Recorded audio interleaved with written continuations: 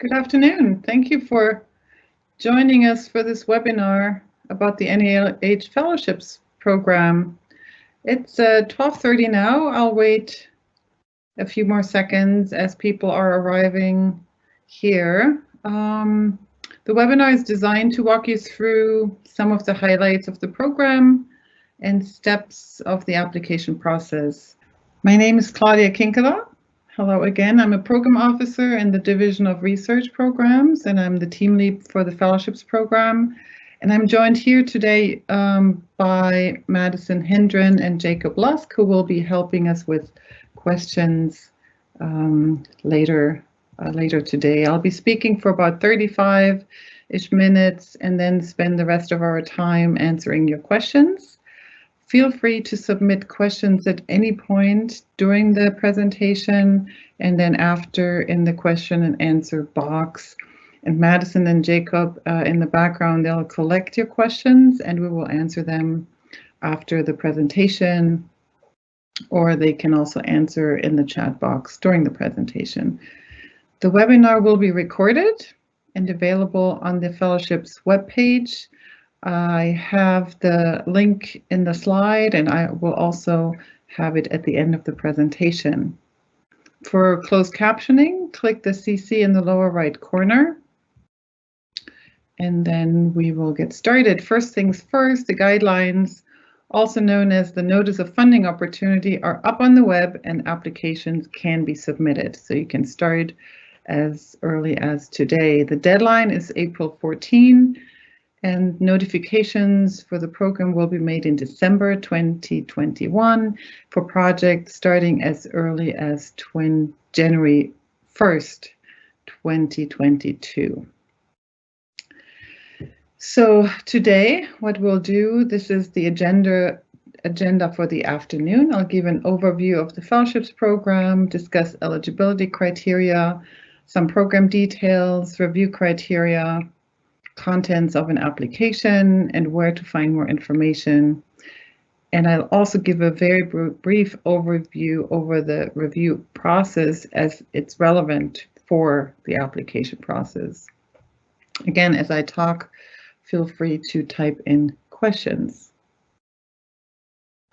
So the goals of the program, the major goal of the Fellowships program is to support outstanding and advanced humanities research in all disciplines and fields.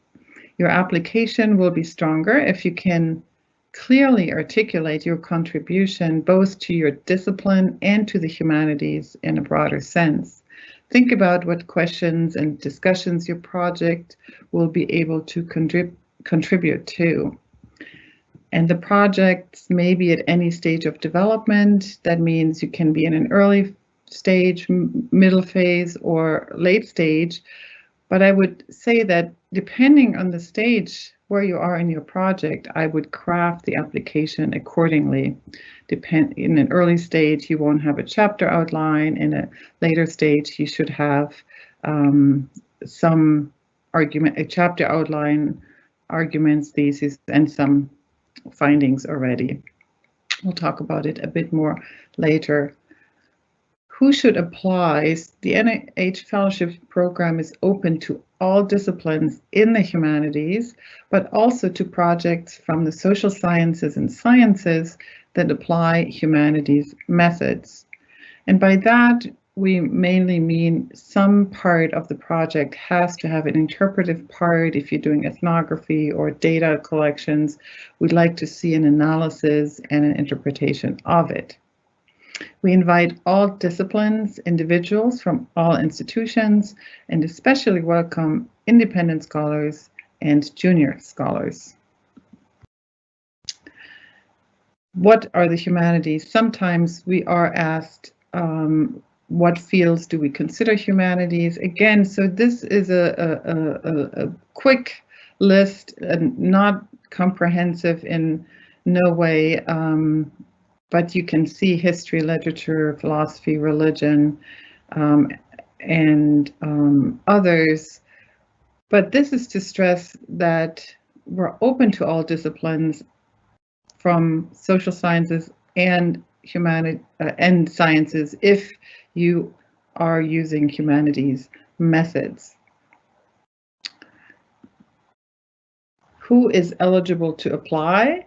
All U.S. citizens and foreign nationals who have been living in the U.S. for the 3 years preceding the April 14 application deadline. You do not have to have an advanced degree, and you do not have to have an institutional affiliation. You also, while you don't have to have an advanced degree to apply, you cannot be enrolled in a degree program.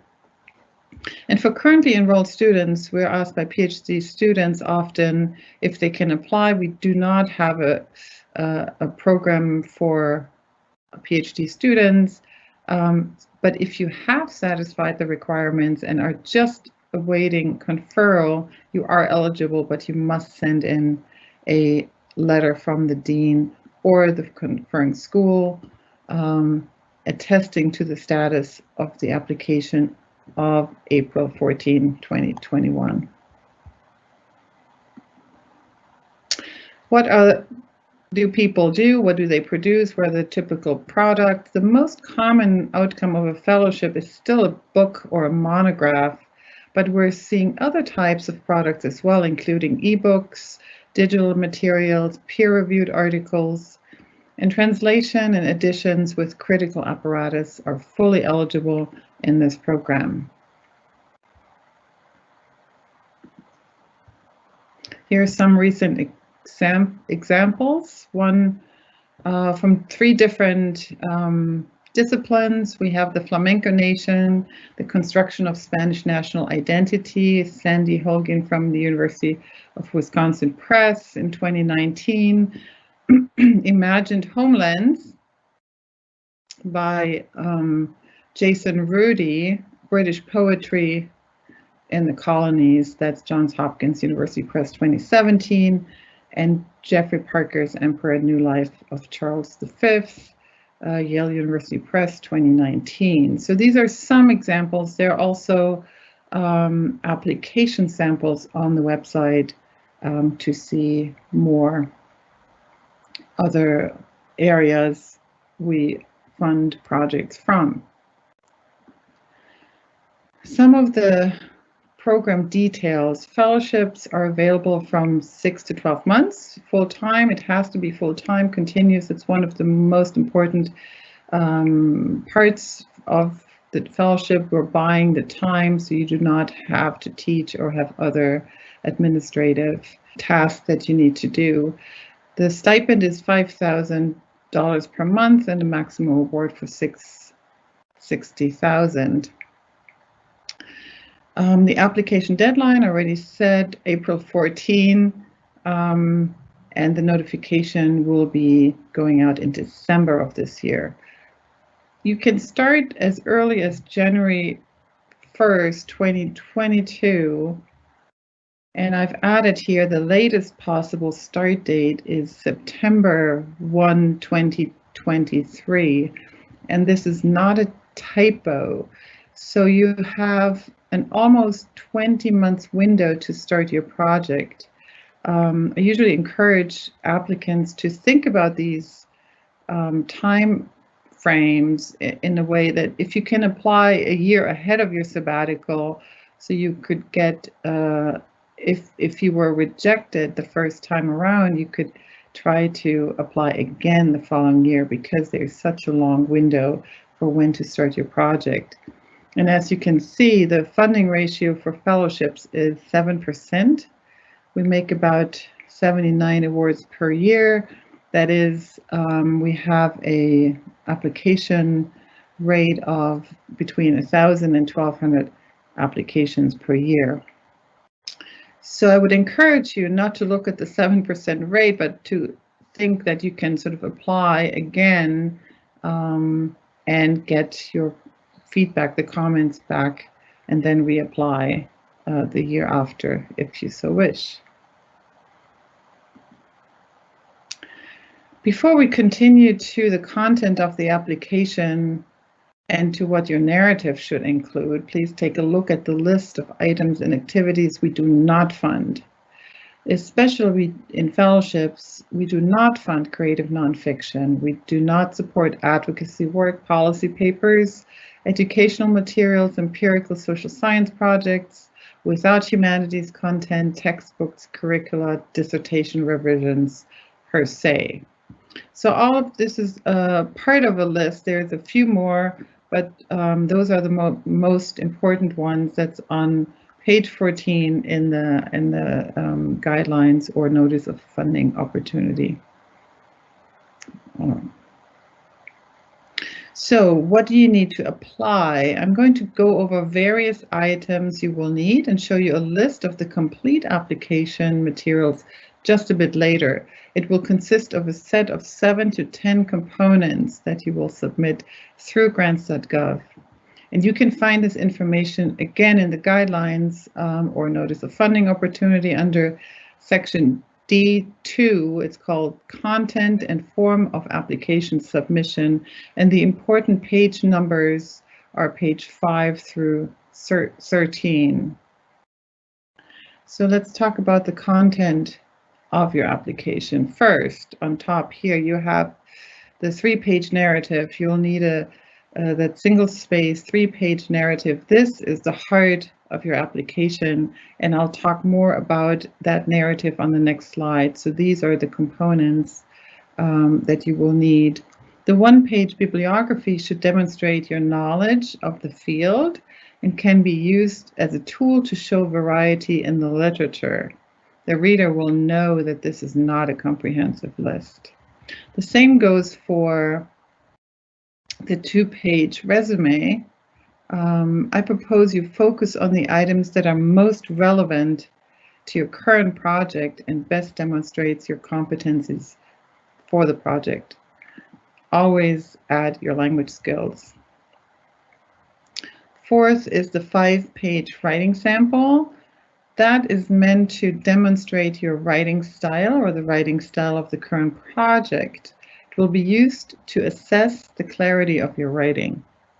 It can be from the proposed project, which is preferred, or from a recent publication, but it should not be more than 5 years old.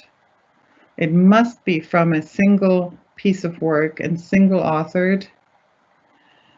And for junior scholars, an excerpt from the dissertation is acceptable. Please look at the guidelines for the format restrictions. For certain types of projects, the next one, appendices, you will need a 1-page appendix. This includes editions, translations, database projects, and visual materials. Doctoral students who are just waiting for the conferral of their degree are eligible if they can provide the letter from the dean or department confirming the status before the submission date, April 14. That's also a 1-page appendix. Please do not submit longer appendices. They will have to be cut or will make your application ineligible. The 1,000-character summary of your proposal is important. It will be the front page, the cover sheet of your application, and will be seen by reviewers and by staff first. This will be used to help us determine what panel your application will be reviewed, along with your pick of project field in the drop-down menu. And then you can submit 2 letters of reference. References, ideally, they should come from 2 different institutions other than your own and from people who know your project well. Missing letters do not make your project ineligible, but it is more helpful to have them. Letters are due May 5th, so not at the same time as the application. Recommenders will getting a prompt from us around 10 days after the deadline, so April 24th, and will then have 2 weeks to send the letters in. During this time period, you will be able to check on the status of your letters, and you can send your recommenders a reminder. The fellowships award functions like salary replacement, so no budget is required. All right, what should your 3-page narrative look like? So I'm going back to the first component of the application, the narrative. It's on page 10 of the guidelines. You will find an explanation of the parts that should be in those 3 pages. The first is the significance and contribution of your research. The second, organization or structure of your project, what concepts and methods you will employ. We need a work plan.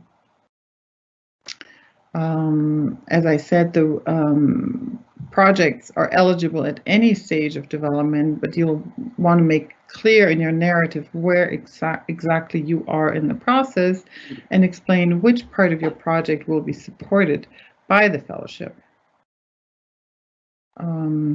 The fourth is a section on competencies, skills, and access. Explain your background in the field, language skills, research materials, sources and archives, and other materials that you're using. And finally, there's room for a final product and dissemination. Describe the intended results of your project. Who is your audience? Where you might want to publish. There's no publisher contract is required to apply, and all of this information will be condensed in 3 pages. I would suggest that you look at the samples online to see how to fit all this information in the right format. There are, if you scroll down on the very bottom of the landing page, there will be examples. Applications that exceed page limits or violate format instructions will be rejected from further consideration. So I would not go that route. So these are the parts that you need in your application. But how will your project be reviewed? Before you start your application, your first step should be to take a look at the review criteria, which we give the reviewers for evaluation. I highly recommend that you use those criteria to structure and present your project. Again, consider the writing of the proposal as its own genre, and it's very different from the article or book prospectus. It needs some kind of strategy, and I think the review criteria give you a handle on that strategy. Those 5 criteria you will find in the guidelines under section E1 on page 15 and 16. And I would like to take some time to walk you through those 5 criteria. The first, it's the intellectual significance of the proposed project, including its value to humanities, scholars, general audiences, or both. Tell your reader what your project is about and why it is important. You should explain what it will contribute to your specific field in a way that a humanities generalist can understand. You should also situate your project in the broader context of humanities research and knowledge. The main objective here is you want to ask yourself, how will my project change scholarship? How will we think differently? Step back and ask, does it tell us anything larger? Press yourself to see the broader significance for the humanities. One way to do that and to stress your contribution is to describe how your work fits in with other work in your field that has addressed the same subject. So a short survey of where the scholarship is at is helpful. Are you taking research in a new direction? Are you using previously untapped primary sources? Are you proposing an entirely new interpretation of your subject? Are you adapting a methodology from another field? How is the methodology appropriate to the project? In short, what is unique, important, or new about your project, and how will it enhance scholarship in the field?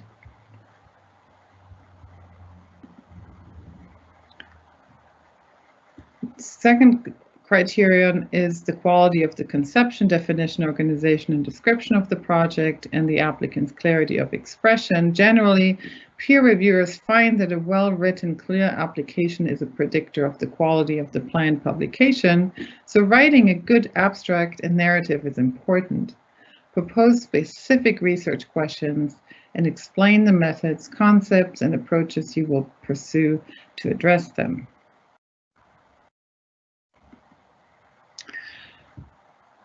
Three, the feasibility and appropriateness of the proposed plan of work. The work plan is vital. Provide a detailed work plan in 3 or 6 month segments. Be realistic about how much work you can do during the grant period, and be specific about, I'm going to do work in chapter 5, 6, and 7. I will go to a specific archive or use that or material. Think about where you're going to be when the award period starts. That will be 8 or 9 months from your application date. State where you are now and where you think you will be then.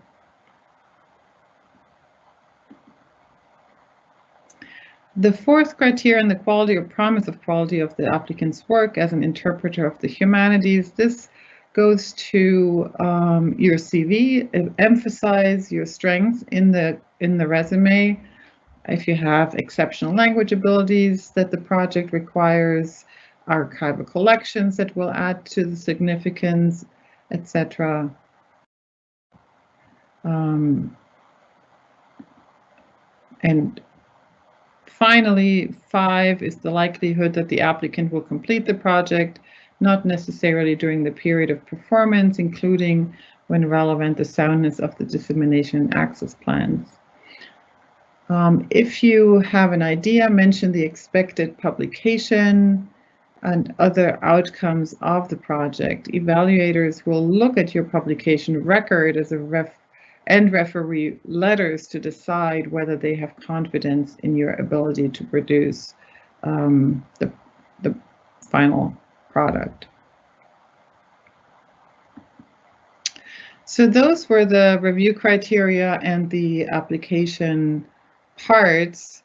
How to apply via Grants.gov. You have to go through the portal for all federal applications, and so here you need those 4 pieces. The first is the so-called SF424, the individual information. This has your applicant, your information, your name, your phone number, your email address, and mailing address in it. The most important item on this SF424 for us is the email address, because this will be used to notify you. For some reason, it is not marked mandatory, so please don't forget it. Zip code plus extension. If you don't know the extension, use zeros, and they will ask for the congressional district. Also ask project information. Your project title is in there, and the project description that I mentioned with 1,000 characters. This I would pay attention to, as if you run over the 1,000 characters, it might come up as an error message. It will also, the form will also have your start and ending dates of your project, so you have to put in when you want to start and end, and if you receive an award, you can change those dates, but you have to put them in there, and then there's an electronic signature on that form. The second piece, the NEH supplemental information for individuals, that's important for another reason. On this form, the second form here, you will be able to put in the field of your project and also where your expertise is. I say it's important, the field of project, you have a drop-down menu. You will have a choice to put in 3 projects of field, let's say history, Latin American studies, and music. So we will use it as an indication on where to put your application for review. So I would put the first one that's closest to your field and then go down the list. But know that these fields of project is an indicator for review. It will also ask for address, institutional affiliation, your status, senior, junior. It asks, excuse me, whether you're senior or junior. We define junior scholars as those who are 7 years or fewer beyond their terminal degree. Reference here will also be the space for reference, letter names, email addresses, and affiliations. Again, for the reference letter names, we also need an email address, and only one email address is possible. Otherwise, we'll again get an error message, and then reference letters will be notified by us. The project performance site location form is a newish form. Please enter the location or locations where the project activity takes place during the award period. If you don't travel, this will be your home university or home address or state that is asked in the site location form. And the fourth one, what's called attachment, is your actual application.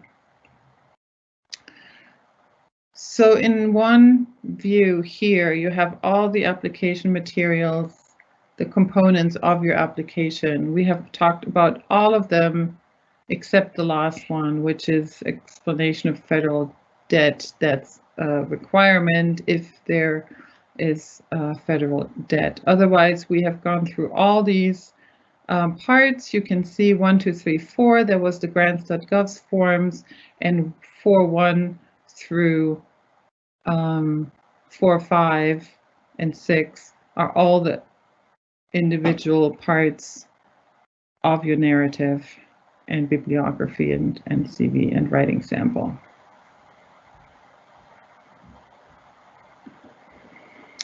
So how to submit the application? The first thing you want to do is, starting today, if you like, is to register with Grants.gov. All federal applications have to go through Grants.gov, and the fellowships application and the individual applications are special because usually applications are submitted by institutions. Most federal applications come from institutions.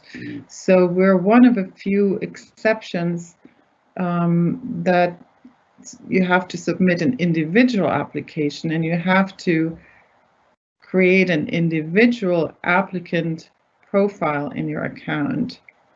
So that's in the very beginning when you create an account. If you already have an account, make sure your password is active. Needs to be updated every 3 months or so. Submit several days early. Over 50% of our applications are submitted on the last day. I would recommend you submit at least a week before the deadline to avoid any technical problems. If you realize you made a mistake somewhere and want to resubmit your application before the application due date, including submitting to the funding opportunity, or if you have to make corrections and dates, we will use your last validated online submission, so the latest that you put in. If you do have technical problems, please call the Grants.gov helpline. You will find the number here and also in our guidelines. And please know that if you submit your application late, We will have no recourse of letting it in. It's going through Grants.gov now, and we cannot. We don't have a way of getting late applications in any longer.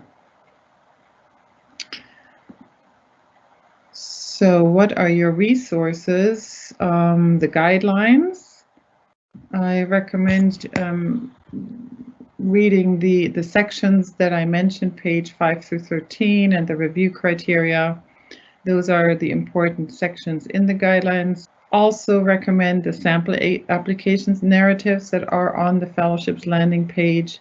And we also, on our website, you can find a list of recently funded projects if you want to see what kind of projects we have funded in the past.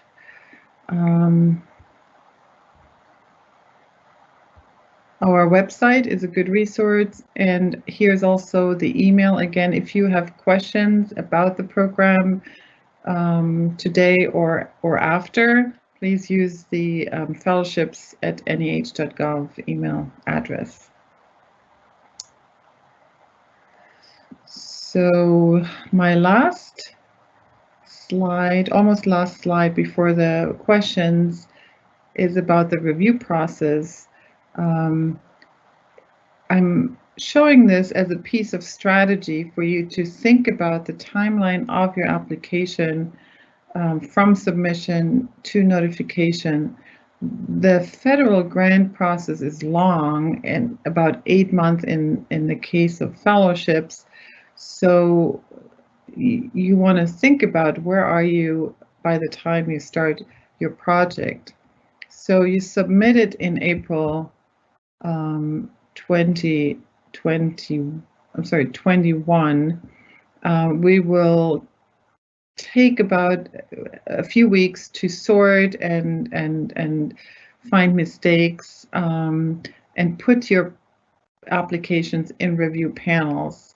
And this is where your field project scroll down box is important. We will manually trying to find the best place for your application in the review process.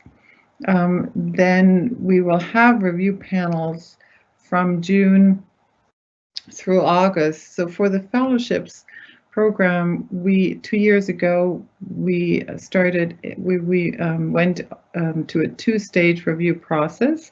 So there will be a first process in June and then a second review in August. If your application goes on to the second review, there will be comments from both panels available for you after the competition is over.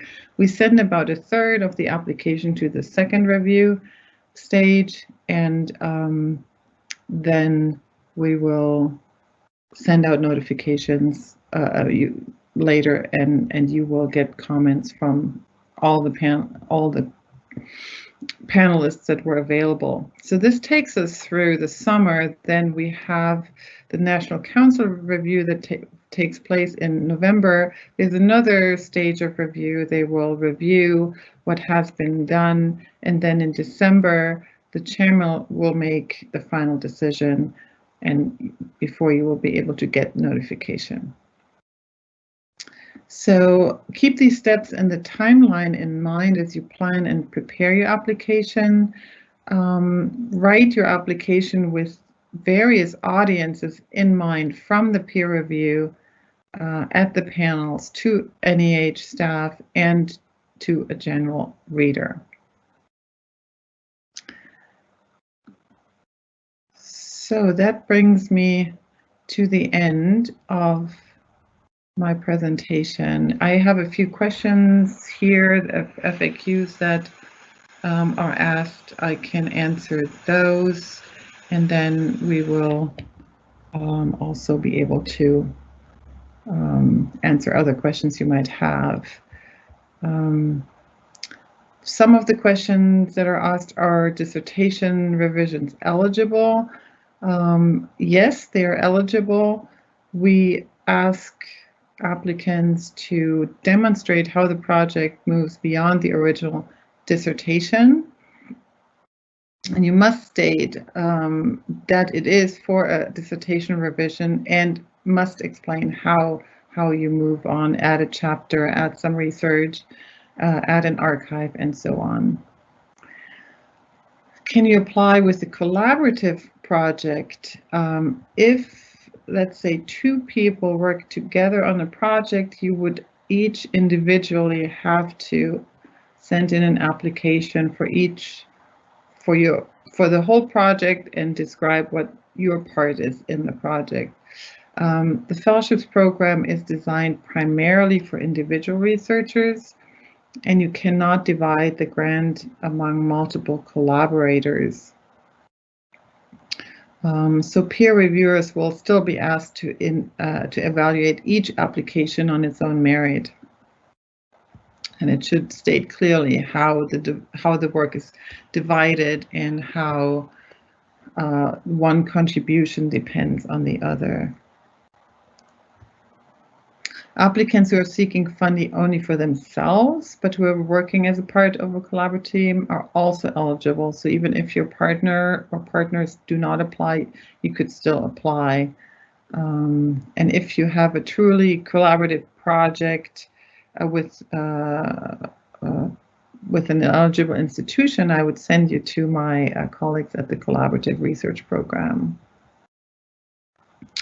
Can I apply to other NEH grant programs concurrently? Yes, you may, including to most other programs, I should say, including the Public Scholar Program, the Summer Stipends Program, but you can only apply to either fellowships, awards for faculties, or Mellon Fellowship for Digital Publications. Those are excluded. This is also mentioned in the guidelines. Should I apply to NEH Fellowship or Mellon Fellowships for Digital Publication? If any of you are interested in digital publications, so the Mellon is a special initiative that was meant for projects that are born digital, that cannot do other than be digital, have embedded clips, videos, or other digital parts. That is not to say that you couldn't have digital parts in a fellowship application as well. So if you have a question to that, please send us a note and we can discuss that. Does my university or college submit the application for me? You should submit the application from your computer, so you can get help from your university or from a research office, but it should come from an email address that then the notifications will go to. So these are the questions that I had for you. Maybe we'll have more questions. Yes, hi everyone, this is Jacob Lusk. We are getting quite a lot of questions and we're trying to field as many as we can, many of them privately, but we've published 22 so far, Claudia, and Madison and I will go through these and answer them as best we can. If we aren't able to answer your question today, please feel free to email us at fellowships@NEH.gov. We'll be happy to get to your question if we're not able to do it today, and our apologies if we aren't. So Madison and Claudia, the first question that we have that's published, will a recording of this presentation be made available for distribution? And yes, we are recording this webinar right now. The presentation recording will be made available on the program webpage, and if you aren't able to find it, just send us an email and we'll be happy to send you a link. Correct, yes. Give us a day or two and the recording will be available on the website. Yes, absolutely. The next question is one that was touched upon in your presentation, Claudia, and that's can non-US citizens apply? Just to reiterate, yes, but in order to apply, to be eligible to apply, you need to have lived in the United States for at least 3 years prior to the application deadline to be eligible if you are not a U.S. citizen. Yes. And going off that, everyone, I'm going to jump one question down because we have a related published question that says, are U.S. citizens currently working and living abroad eligible? And the answer to that is yes. If you're a U.S. citizen, you are eligible to apply no matter where you live in the world. Absolutely, that's right. And Madison, just to avoid confusion, I'll take the question that I skipped here, which is, when we create a profile in Workspace, should we apply as an individual or as an institution? If I were to receive a fellowship and want to go through my institution, how would I manage that? So there are two questions here. The first one is about applying. Every applicant to the fellowships program needs to create their own Grants.gov account and create an individual profile for that account and apply as an individual, because this award is made to individuals, and if you were to receive the award, you would be the individual recipient. The second question is about how the award can be processed by your institution. So again, the award funds would be made to you, and you could choose to receive the funds directly from NEH if you'd like. But what many people do elect to do is to route the funds through their institution. And what their institution can do is withhold some of those funds to continue benefits packages, for example, health insurance. And then the remaining funds could be passed along to the recipient as salary. So there are a couple different things going on there, but if any of that is confusing, please let us know via email. We'll be happy to explain further. Yeah, thank you, Jacob. Yeah, that's really important. So as an applicant, absolutely, Grants.gov wasn't made for individuals, so sometimes it's a little bit confusing the way it's set up. It's set up for institutional applicants usually, and so they had to create a separate space for individuals. So yes, absolutely, before you sort of even get to the application, you need to register as an individual to not confuse the system. And if you're awarded, as Jacob said, yes, we can absolutely run it through the university if you so wish. The next question is, what kind of arrangements can be made if our salary is higher than the NEH stipend? So that, correct me if I'm wrong, is something that you would have to work out with your institution. The fellowship is structured as a kind of, you get a monthly stipend as a flat rate. So and that's determined by the length of your fellowship period. Beyond that, that's beyond our purview. Thanks, Madison. Yeah, that's also a good question. So we give a flat rate of $5,000 a month. We do not distinguish between junior, senior scholars, and we do not get involved in the negotiations that you may have with your university to negotiate that. Sometimes people get topped off, get topped off, the salaries get topped off, or people take the sabbatical. Most people take it during the sabbatical year so that you can sort of add to the sabbatical salary that you have.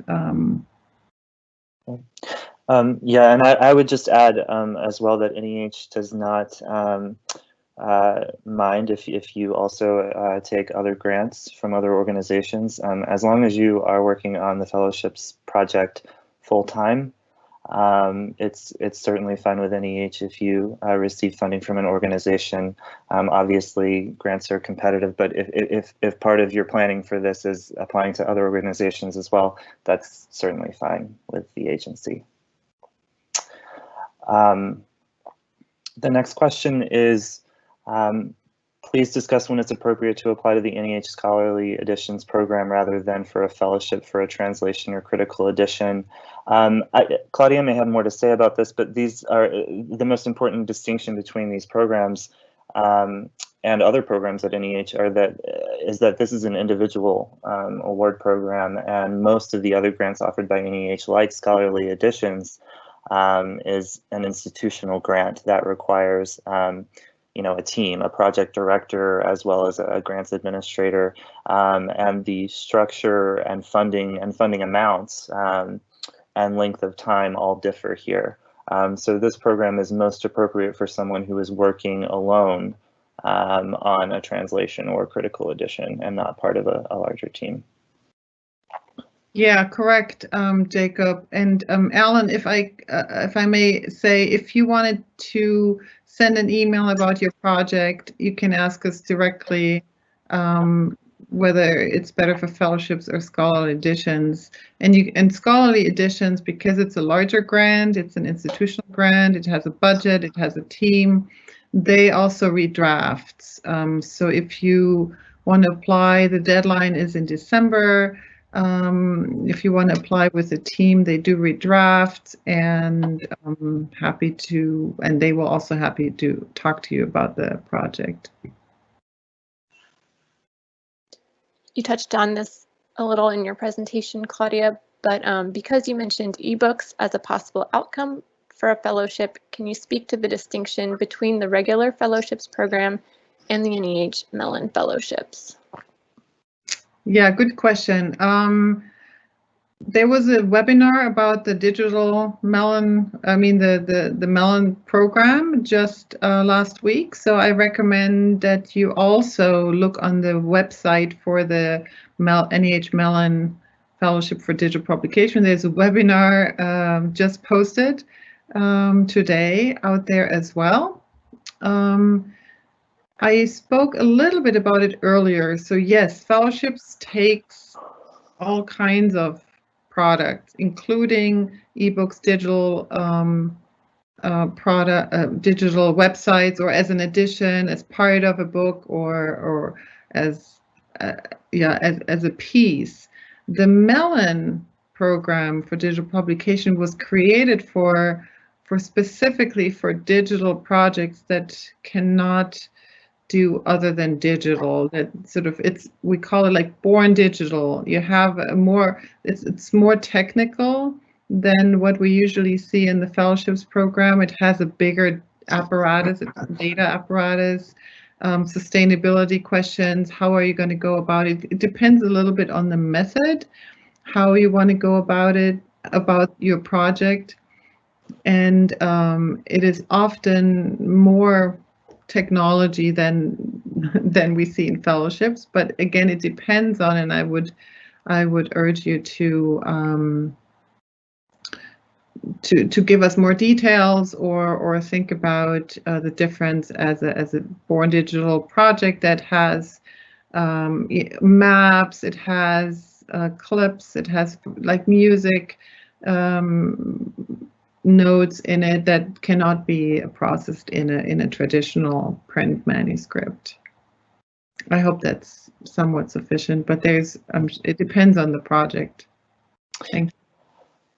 So our next question is, do you ever fund subventions for books? And I wanted to publish this question because we, in the past couple years, have begun a new program called the Fellowships Open Book Program. And for previous winners, previous recipients of this program, the agency is, through this program, providing a subvention to publish the book in an open access format online. So the answer to this question for traditional monographs is no, but after your book is published, if you would like to publish an online open access version, the agency is providing a grant program to help do that. And it does provide, I believe, a stipend for the author as well. Yeah, that's a good plug for the program. But it's not for books. I mean, it's not for books that haven't been funded before. So, yeah, right. Unfortunately, we do not have a straightforward program for just subventions for books. Our next question is, how long does it take to get comments on a prior application? So as I believe Claudia outlined, announcements for this upcoming round will be made in December.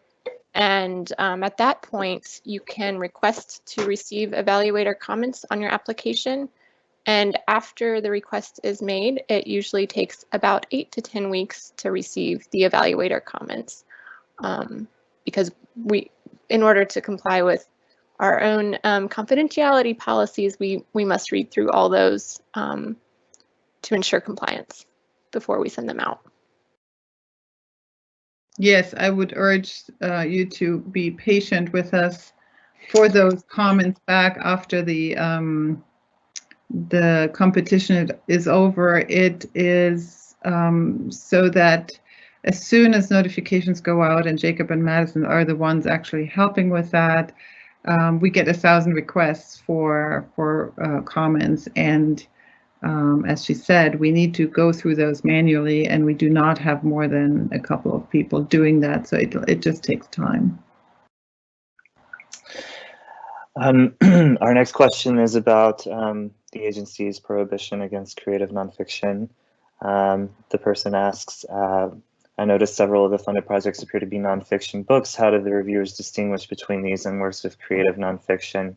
Claudia, I'll actually just turn this over to you if you'd like to speak a little bit about this.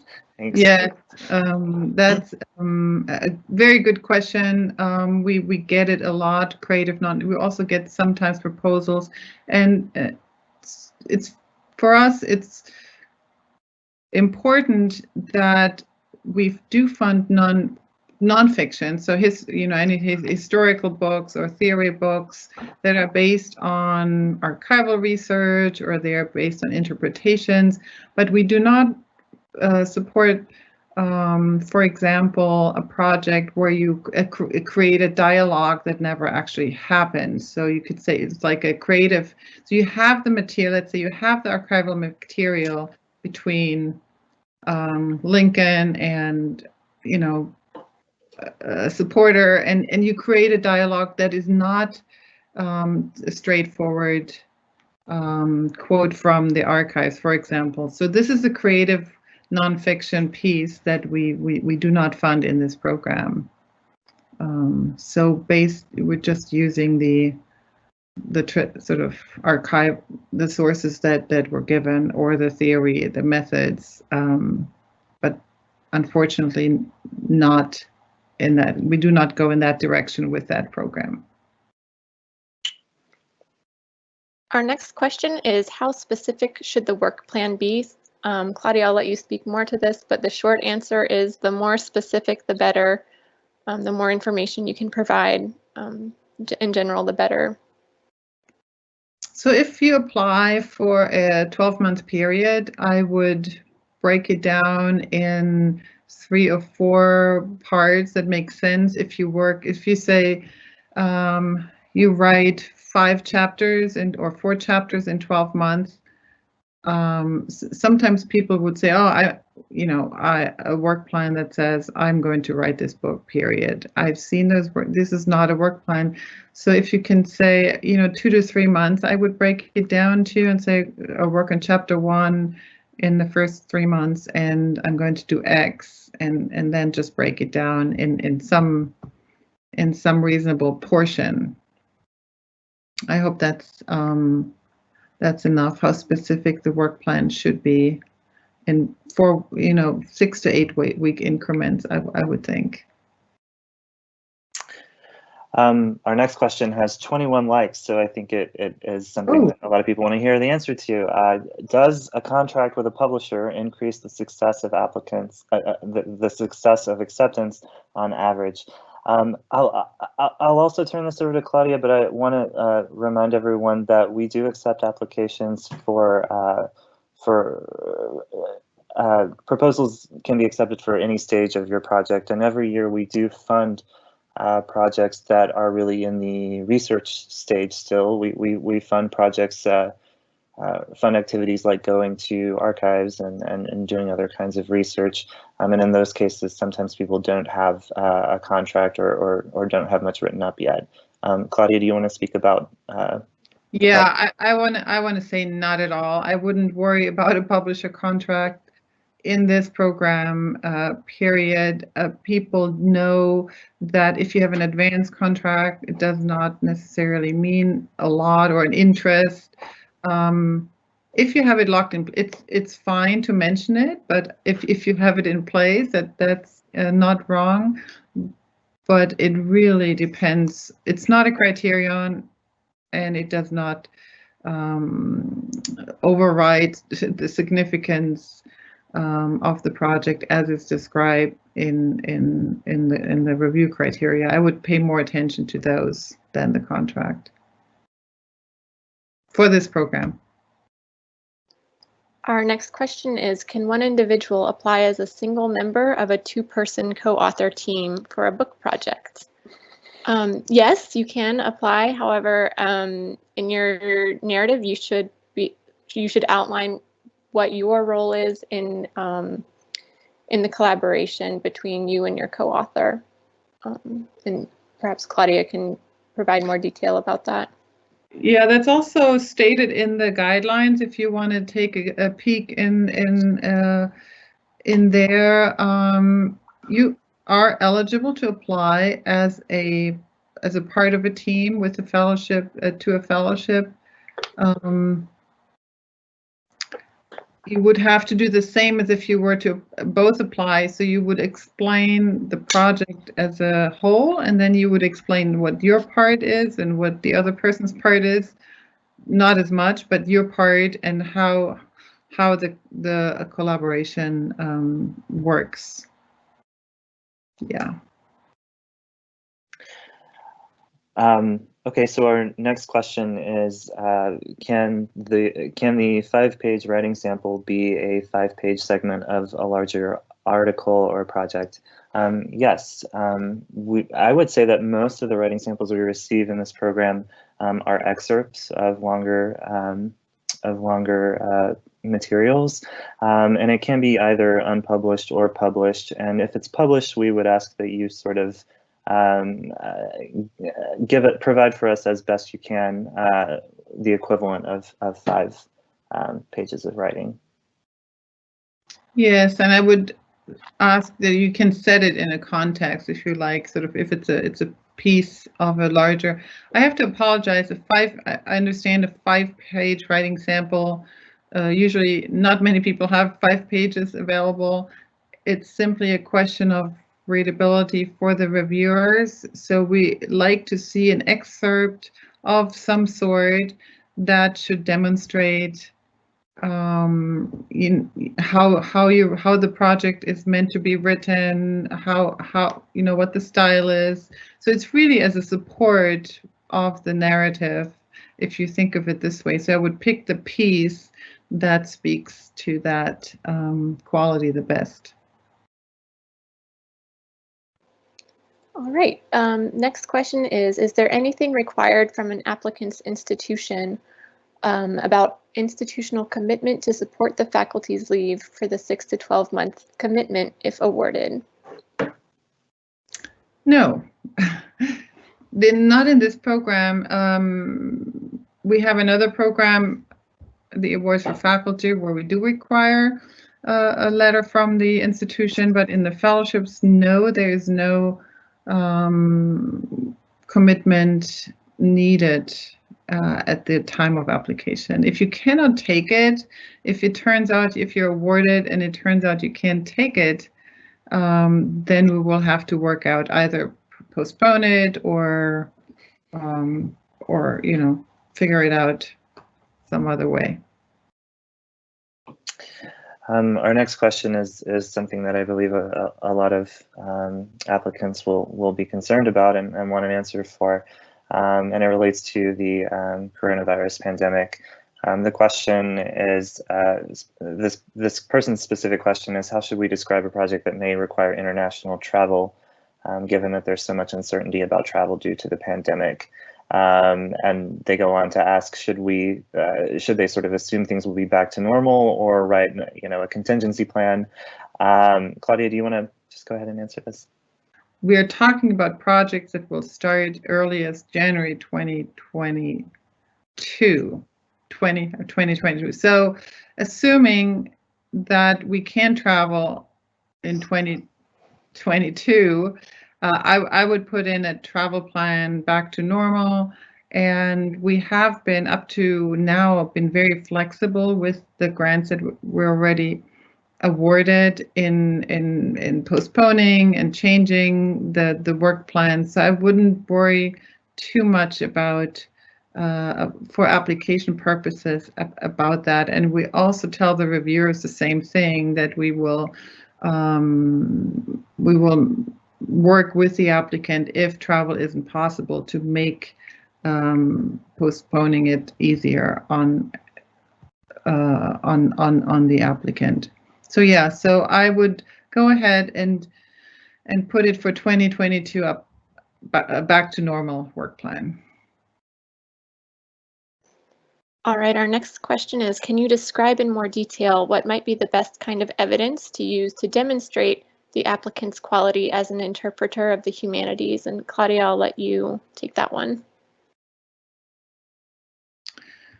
What evidence quality as an so that speaks to the, I think that you took that formulation from the review criteria, and that I could say two things. One is on the CV. So if you have certain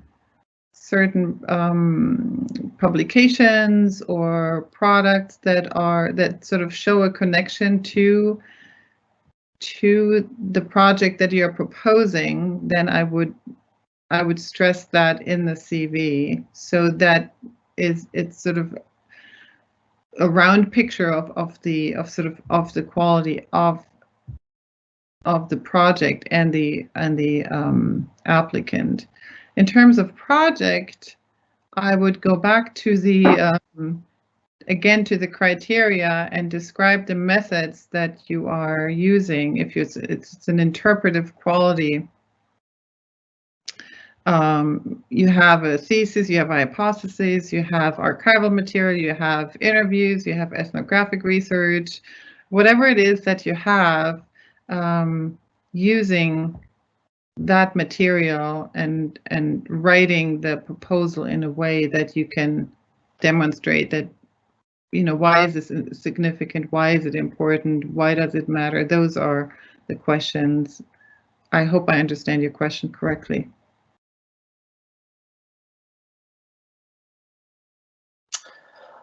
So the next question we have is, can my reference letters come from my current institution? I think that the person means from scholars at their own institution. I believe our guidelines actually say that we recommend that you choose letter writers who are not at your current institution. Is that right, Claudia? Yes, again, it depends on what's available to you. Ideally, I would, if you have somebody who's not from your institution, I would pick that person just to show a little bit of range in terms of who's out there. It's not wrong to use somebody if you're a junior scholar and you don't have many reference letter options. Let's say I would just use what's available, but if you have the choice, I would branch out and use different institutions.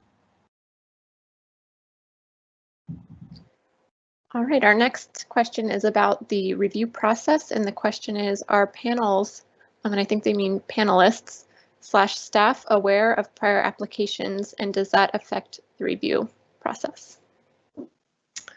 Very good question. So panels are new every year. So we have new reviewers for the panels each year. We are not allowed to use the same people twice in a row. We will reuse people over the years, of course, if they're willing to help us. But the person who saw your application last year will not see your application this year. And so there's no need to tell in the narrative that you have applied before. You can just start fresh, start from scratch. And staff is aware. If they want to be aware, we can look in our database. We can see if you applied before. It will not affect it negatively for us. We support applications that come back. I mean, we like to see it because it means that you probably received comments and you worked on it. And you have a better chance of getting funded. Staff is very supportive mostly of the applications we see. It's usually the budget that keeps us from recommending more. So we actually like to see if you reapply.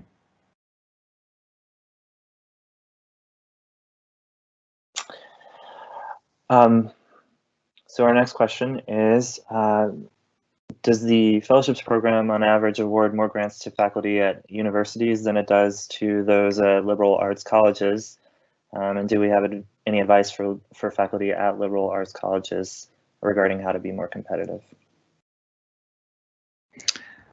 Great question. So where do our grants go? We do not have quotas for any institutions or any places. We like to support liberal arts colleges.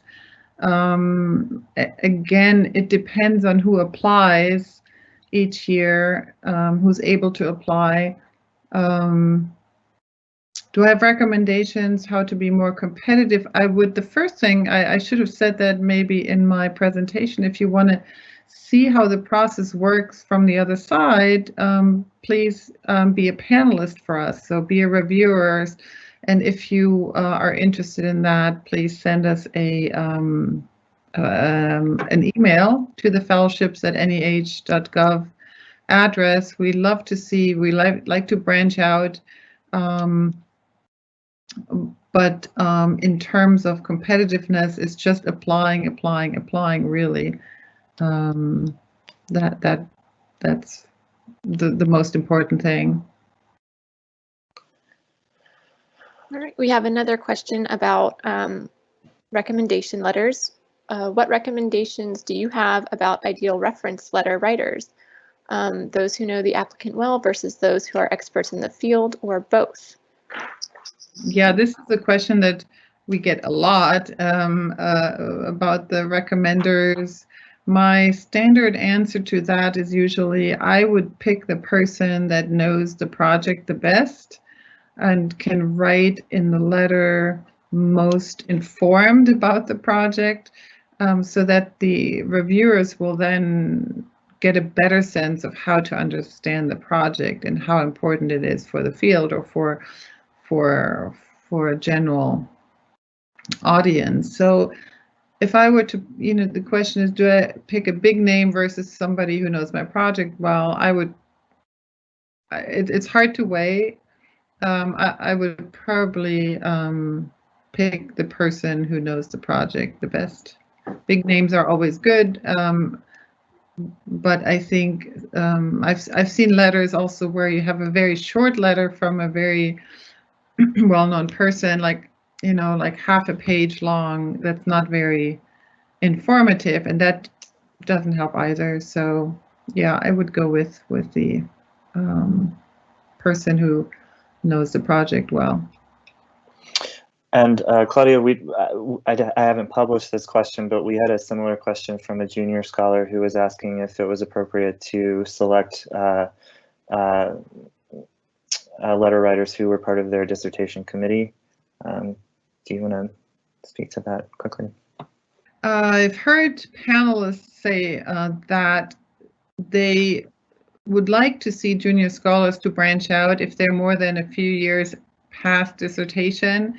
They did not see very favorably on the letter from the dissertation director. If it's I would say 1, 2, 3 years out, it would be fine. If it's further down the road, I would think about it.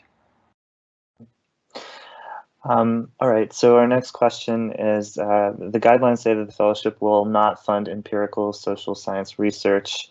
This is confusing. I do oral history and ethnographic work, which seems like the kind of thing this fellowship is meant to fund, but those are often seen as social science methods. Could we clarify?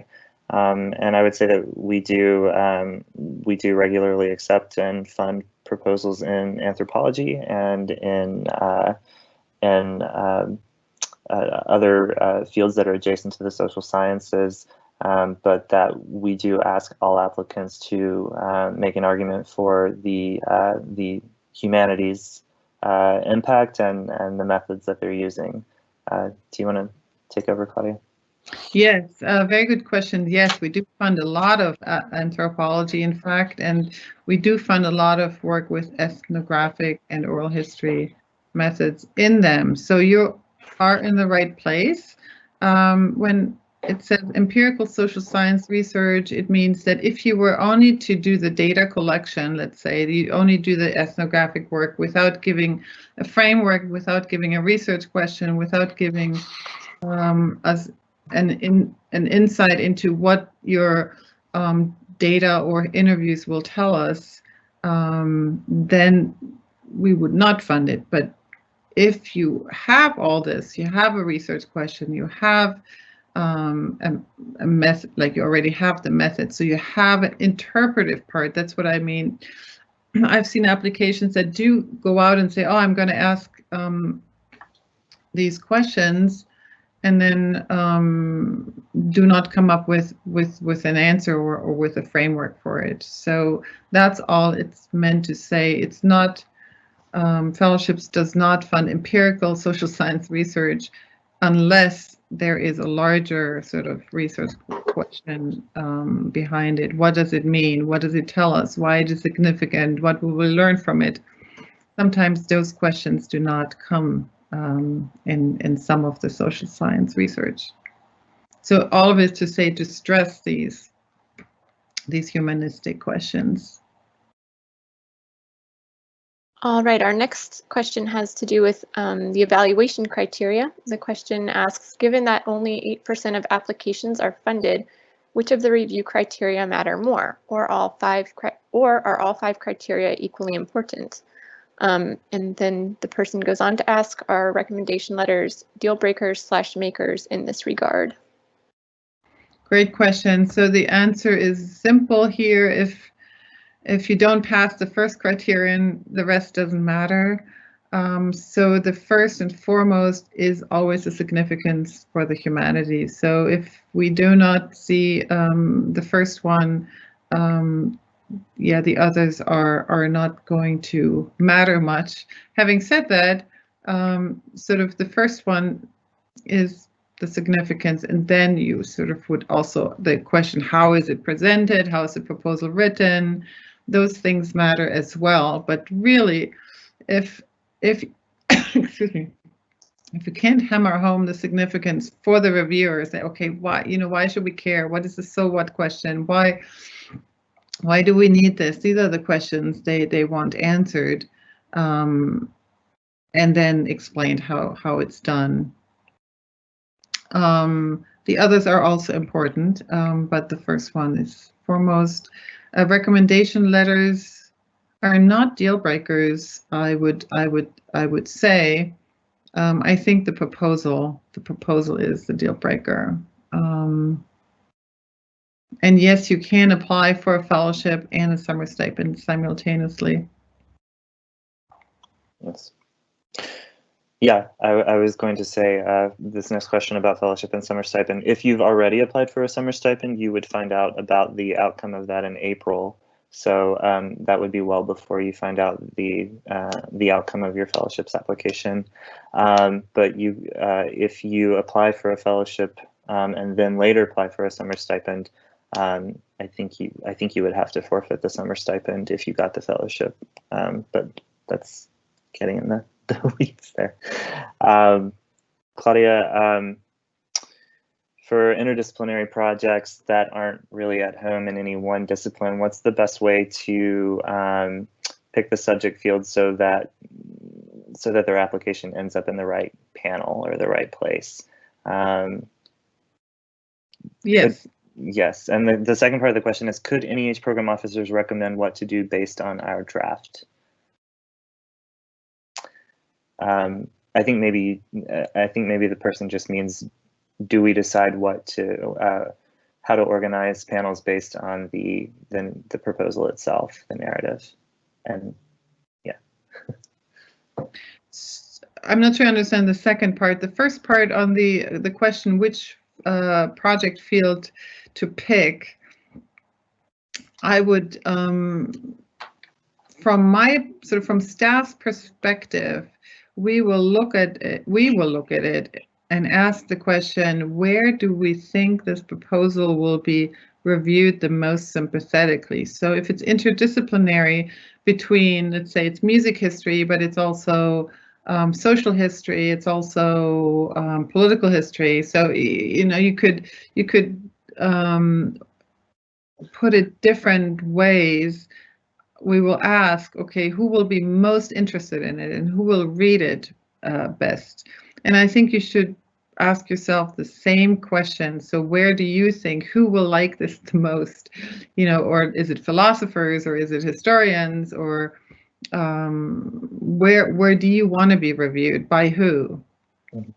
I think that's what I would ask. I think what they are trying to get at in the second part of the question is, I think this person knows that when you apply, you can choose, I think, up to 3 categories of disciplines that relate to your project. And I think they're also asking if we look at the application itself and not just those selections to determine where the best panel might be.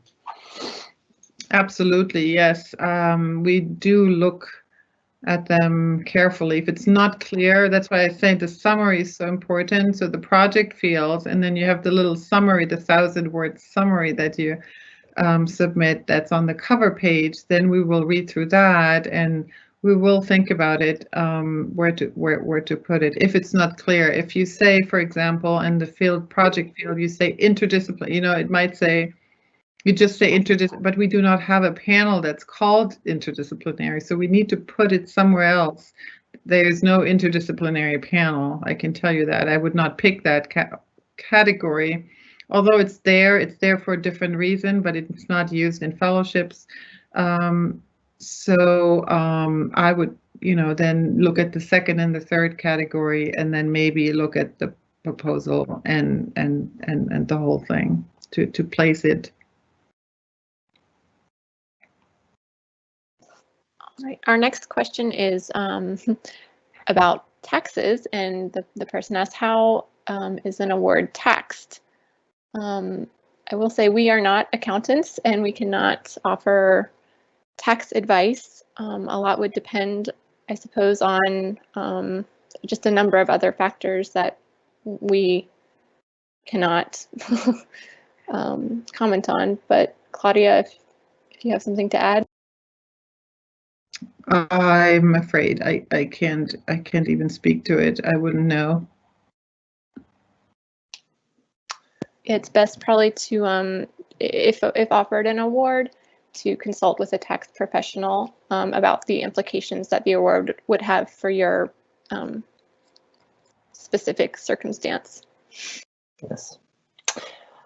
That brings us to the end of the published questions. Claudia, did you want to continue going until 2 o'clock, or we do have, I'd like to just let everyone know, we do have quite a lot of questions that have been submitted that we just haven't gotten to yet, over 65. And again, we're limited in how much we can answer, but we'll be happy to take your questions at the fellowships at NEH.gov inbox. And continue helping you with any further questions that you may have after the webinar. Yeah, but we could read off a few more if you want to keep going, Claudia. Or I think those questions were great that we have. Maybe we'll take 3 more questions, or 4, and then we're almost at the end. Okay, sure. One person wrote in to ask how we choose our panelists. Who are they? Excellent question. We're always looking for new panelists. So if you're out there and listening and want to be a panelist or reviewer for us, please send us an email. We usually pick them in various ways. One big group is former fellows, so NEH fellows who have had fellowships before or who had other NEH grants who are in our database already. We can access and use them, and that's very very helpful. And the other ways, we do go out and look on the web for CVs and places and universities, and we just look, or we ask our colleagues, we ask around. So it's a very open process, and always open for new suggestions. So yeah, and we like to have a mix. So if you think, so who are the people who are viewing your panel? So we like to have a mix, so they're carefully constructed. Once we get to the individual panels, we like a geographic distribution, we like a gender balance, we like a other balance, yeah, geographic and disciplines. So we have a mix in the panels that we like to balance out, hoping that we do get a good representation.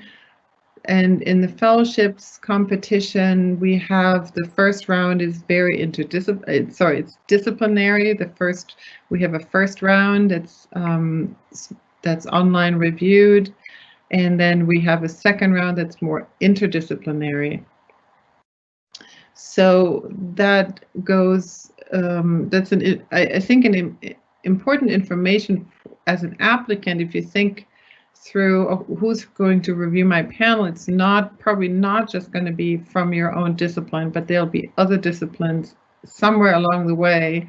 So I would write the application that way too. I would try to write no jargon, not very sort of limited in the range, and always go broader to make a case for a bigger picture. Great question, thank you.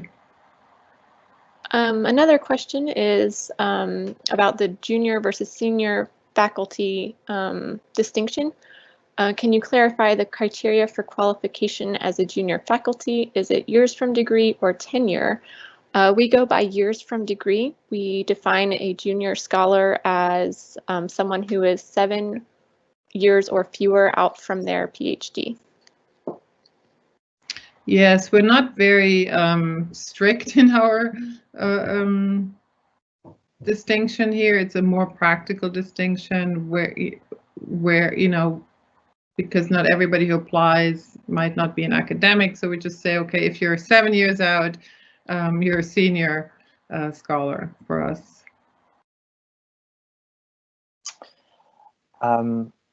We have one more question here that relates to possible changes you may have to make if you were to receive the award.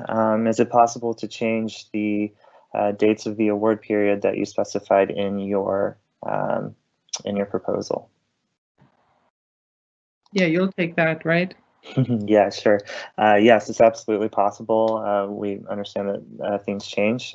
This year, for example, has presented a lot of challenges for a lot of folks, and we've had to work with our grantees to, in many cases, move dates. The last possible date that you can start your award period is September 1st, 2023 for this cycle, and that's somewhat inflexible. But if you originally proposed to begin January 2022, and then something comes up and you realize that you need to defer for a few more months, that's possible as well. We'll work with our Office of Grants Management to get that done. I want to thank you very much for attending the webinar, and yeah, please send us an email, and hopefully we will see your application in April.